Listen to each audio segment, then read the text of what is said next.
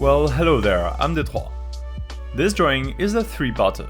To be perfectly frank, the only reason it's a three-parter is because I didn't want to deal with the amount of work the third pattern would be over an entire A4 page. So I cut the page in half, and then I cut the other half in two as well, just for good measure.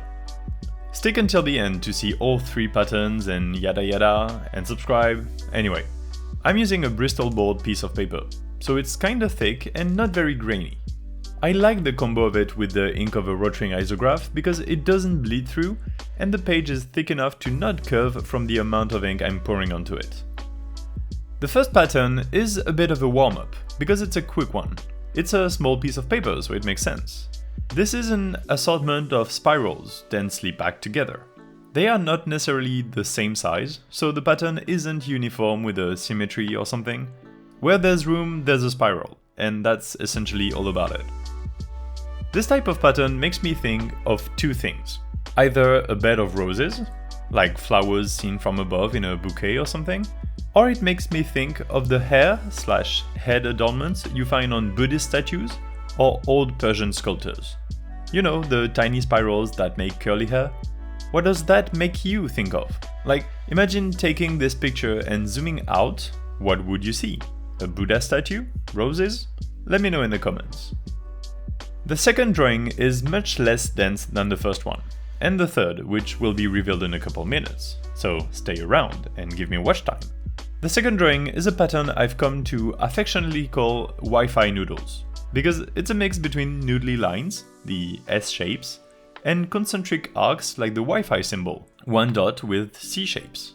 Once you see it, you can't unsee, sorry. I like this pattern because it's simple. It doesn't try to prove anything.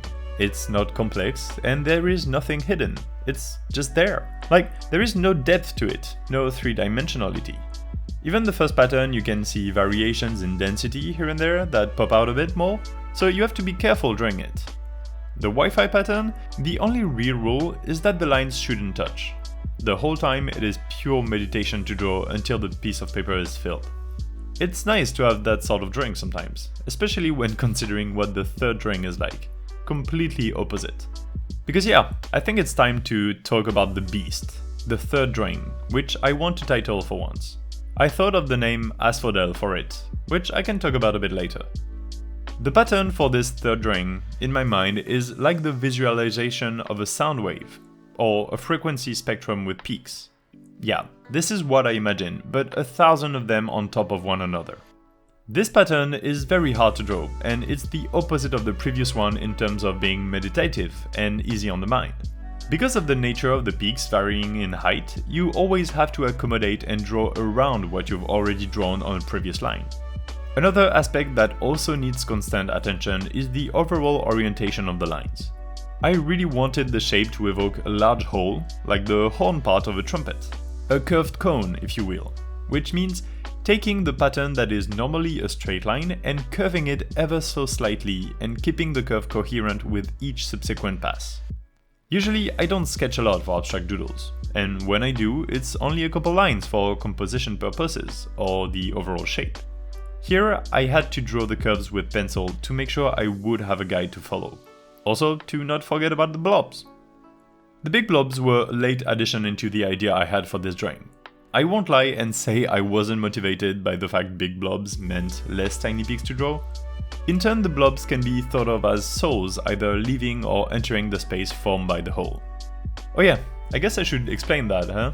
The inspiration for it all, because so far you only have the title Asphodel to go off of. Asphodels are flowers. They look like this. In Greek mythology, they are connected to death and to one layer of the underworld, which is a meadow covered with these light grey flowers. If you've played the game Hades, you know the name already. And so this drawing can be seen as the entry to the Asphodel fields, or alternatively the exit. I'm still unsure of what orientation is better for the drawing. Do you wear your asphodels like this, or like this?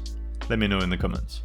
So yeah, essentially I had this idea of this drawing and this pattern for years, but I was a bit overwhelmed by the amount of work drawing it would be, so I kinda left the idea aside. However, recently I've been enjoying playing Hades 1 a lot, before I start digging into Hades 2, So I've been reminded of this drawing through the name and decided to revisit the idea.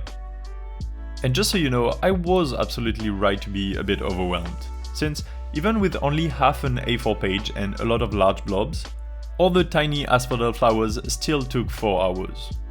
It may not be much, but 4 hours of constant focus, being careful to avoid crossovers and keep uniformity, and more importantly of rolling my wrist every 15 seconds, because this is hell on the joints. I think I need to experiment with pen grips, because it really starts to hurt after a while when I draw patterns like that. But hey, as much as I'm complaining, I am absolutely glad I made this drawing. I'm a bit unsure about leaving the blobs white and untouched, but they will do. I'm also glad I used pencil to darken the whole part, to give a bit more depth to it all with a light pass. And that is Asphodel done. I think it looks so cool now that it's finished. And it's not alone. Asphodel exists alongside its 2 other friends, Bed of Roses and Wi-Fi Noodles. I have to say, the ratio of half and thirds when put together is very pleasing to me.